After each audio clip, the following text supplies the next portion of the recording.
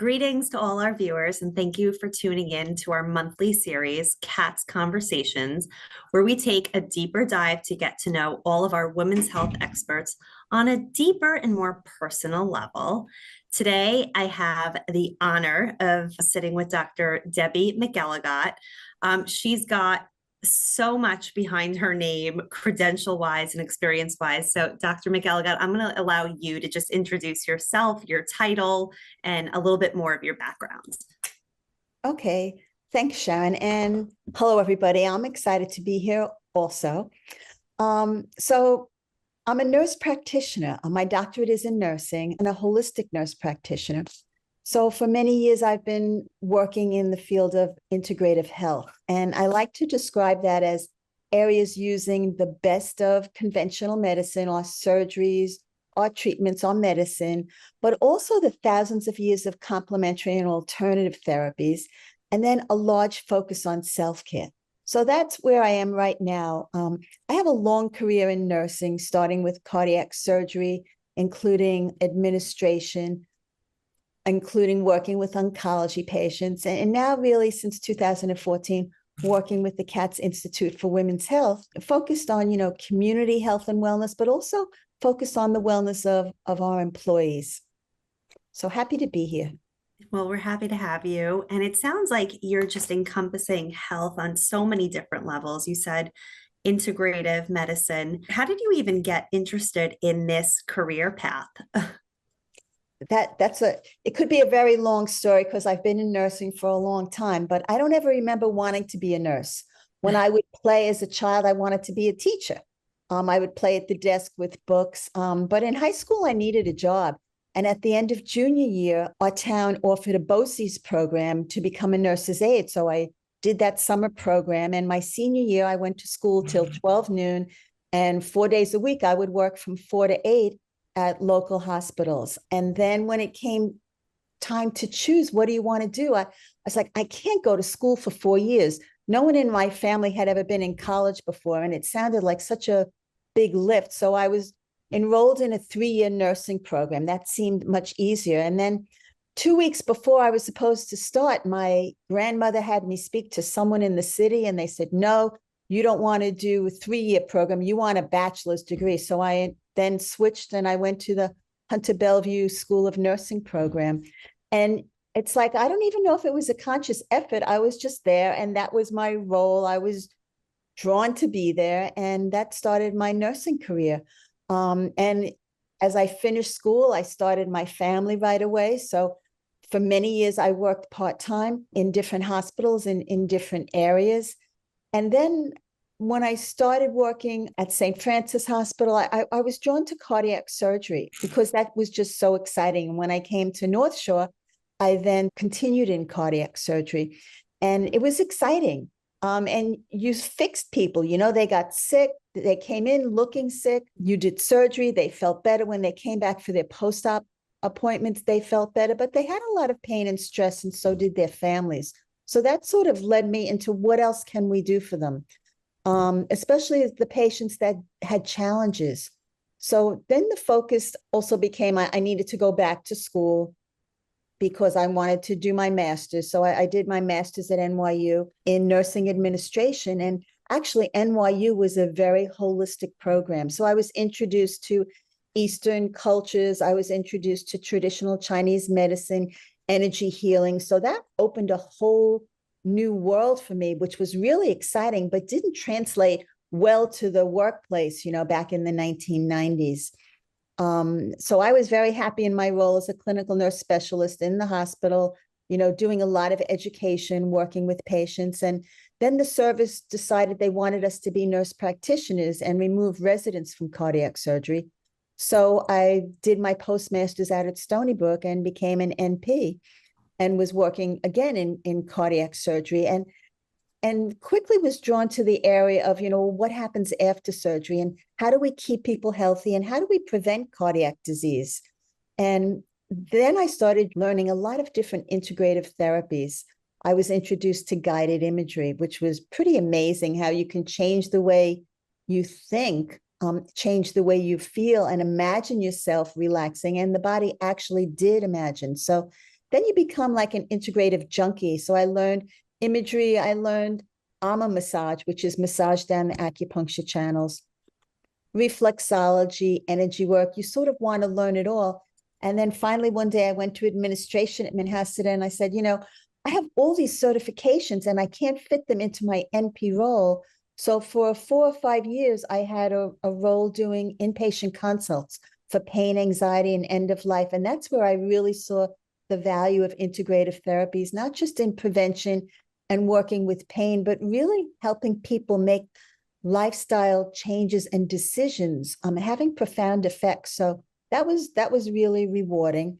As budgets got cut, I then moved to administration and then finally to Katz, as I mentioned in 2014. So people ask me, why did you become a nurse? I don't know. It was a job at the time. There weren't that many jobs for nurses.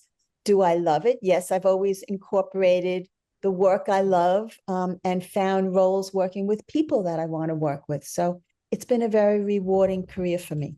Yeah, it sounds like you're very passionate about everything that you did and that you do. And more importantly, it sounds like you're a pioneer of bringing this integrative modality of medicine into the hospital settings, inpatient.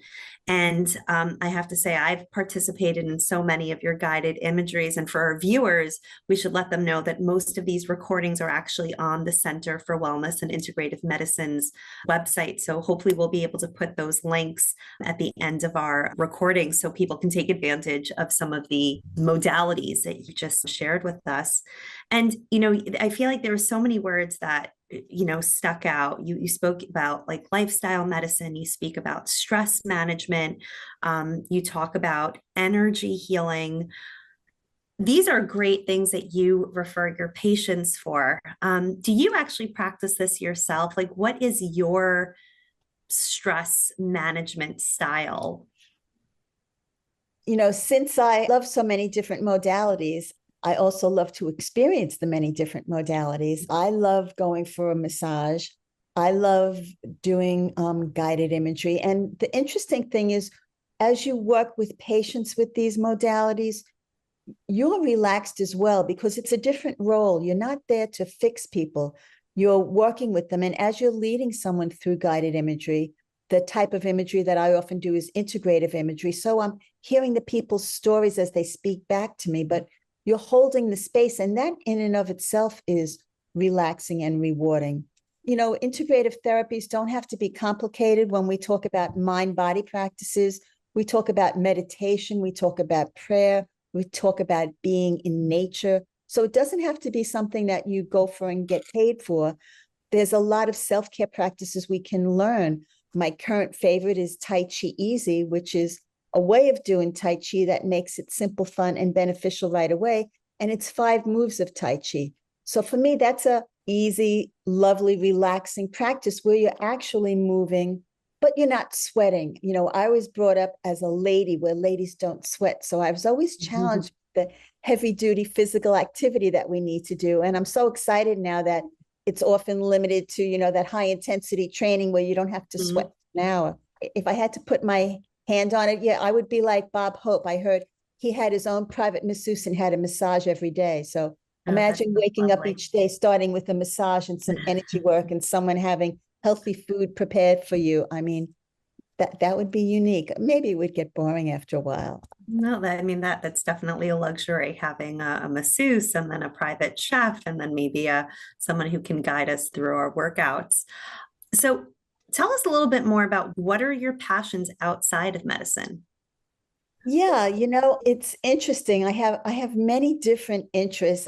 It usually depends on what the people I'm with want to do. I have not a large family, but I have 3 children and 10 grandchildren. So a lot of the hobbies are, what are they interested in? What are they doing? What sports are they playing? What meets are they doing? How can we be a part of that and watch them? I love being out in nature. So whether it's walking or I love working in the yard, watching out for poison ivy and bugs, but I love my hands in the dirt, taking care of yards and landscaping. I love sunrises and sunsets. I love redecorating. I would rather paint a wall than wash a wall. I live in a small town, so when I ride my bicycle, it's not a heavy duty experience. It's more of a luxury riding up and down the blocks, saying hi to people. So I guess many different passions depending on where I am and who I'm around. Yeah, I love that. I feel like so much of what you shared are just really what helps center people and reduce stress. It's the family, it's the connections, it's being outdoors, it's creating, building, painting, gardening, new experiences. So I feel like you truly embody everything that you practice and preach. So it's beautiful. Well, Sharon, family can be a double-edged sword, That's true. not always that relaxing, trying to go to everybody's games and see where they are or watch what they're doing, especially when you have no control over them. But it does change your hobbies. And, it's interesting as we age and as we have more time, hopefully, there are a lot of community activities that are out there that we can become a part of. I mean, whoever knew I'd be on a bocce ball team? I mean, thought it was pretty ridiculous throwing this little ball around, but it's a nice, community way of meeting with different people as you play different teams. Yeah. I also love golf, the 3-par, walk around golf courses. Not that I'm a good golfer, but just walking and doing something with people is fun. I said, I sort of had to change from let's go out to lunch to let's go out and do something where we're a little bit active. Yeah. Most people don't know what even integrative medicine means. What advice would you give to someone who might be considering this field of medicine? I would say really, follow your passion. While I learned many different integrative therapies, the role that brought it together for me was the integrative nurse coaching certification, which is a new area of specialty for nurses. So I would say, look into something like that because there's a whole lot of self-care work that has to be done in many of these integrative programs, because if you're not grounded in the moment when you're doing these modalities with patients, you're not going to have that great effect. So I would say be prepared to do self-care, find a group of people that support you, find a need within your service or within the institution or the health system that you can help to meet rather than decide this is what I want to do. It doesn't have to be your own practice. A lot of these skills can be integrated into existing roles. You don't have to wait around for the title of the holistic nurse therapist or the integrative therapist. There should be ways that we can incorporate this into the existing healthcare, which can be challenging. But again, look at the needs of your service line. So I would say before you invest a lot of money, we have a number of simple programs. We have an introduction to meditation, mindfulness, and imagery. There's an introduction to reflexology techniques. We can do a number of intro programs to see if this is what you want to spend thousands of dollars and maybe 1 or 2 years studying. So I would say reach out to us if you have this interest, because we're really looking to expand these services within the system, but expand them in a way that we have roles that can be sustained as opposed to creating a position that then gets cut with the next budget cycle. So I'd say start with your self-assessment, reach out to us and speak to your leadership team, identify with people that have a vision similar to yours. Okay, that's great. So you are opening up your doors of communication, and we live in a world where we can get so much information now on these training programs, on the internet, on LinkedIn Learning, so people can just be introduced to a new form of integrative medicine and see if it's something that is up their alley. And of course, thank you for offering your mentoring services if anyone is interested in learning more. So one of my favorite parts of our conversation is that we get to do these rapid fire questions where I ask you a question and you answer with the first thing that comes to mind. So there is no right or wrong answer, but we get to see the other side of Dr. McElligott. So can you share with us one of your most favorite trips that you've taken? I would have to say it's the Viking cruise, because it's a combination of being pampered, education, and lots of physical activity. And, you're out in nature in different countries. That's one of my favorites. And you must love that you're actually on a ship and with the water, because the water is very calming and soothing. And everybody has a balcony, so that's so important. Beautiful view. Great. Favorite meal? Oh, my favorite meal my grandmother used to make for me, which we don't really have that much anymore, was a sirloin steak with fried tomatoes and baked potatoes. So that's like a comfort food for me. Do you cook yourself? Oh, I love to cook. I love to bake. I don't want to eat what I'm baking. I turn more now to chopping, and I modify my steak to, instead of frying a sirloin steak, have 4 ounces of filet mignon that's grilled. My baked potato, and every once in a while, I will still use that comfort food of those unhealthy fried tomatoes, just because it's something that I love. Yeah, it makes the meals a little more fun. Favorite season? I love the change of seasons. So I Transition. get tired of each season as I'm in it. When I'm down in Florida, I love the heat, but I'm happy when I come home and it's cool. I love the fall. I love the spring. I like each season in the beginning, but I get tired of them pretty quickly. So I'm thankful in New York that we do have change of seasons. Okay, yeah. We are in the winter season and we'll be moving on to spring next. So I wanted to thank you. Actually, you are concluding our series for the year of 2024. And I enjoy always, learning and speaking to all of our women's health experts. If you'd like to learn more about the Center for Wellness and Integrative Medicine, their link is associated with our website. And Dr. McElligott, do you have any other closing statements or remarks that you'd like to share with our viewers?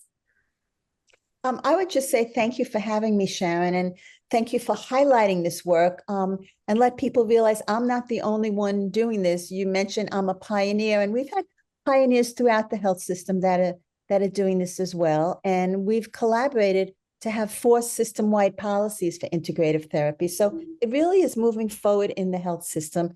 Both employees and patients are looking for it. Our challenge is just, how can we make it happen more frequently? Oh, I love that. It always starts somewhere. So thank you for continuing that journey in this field. And with that, thank you to our viewers. We'll see you next year. Thank you.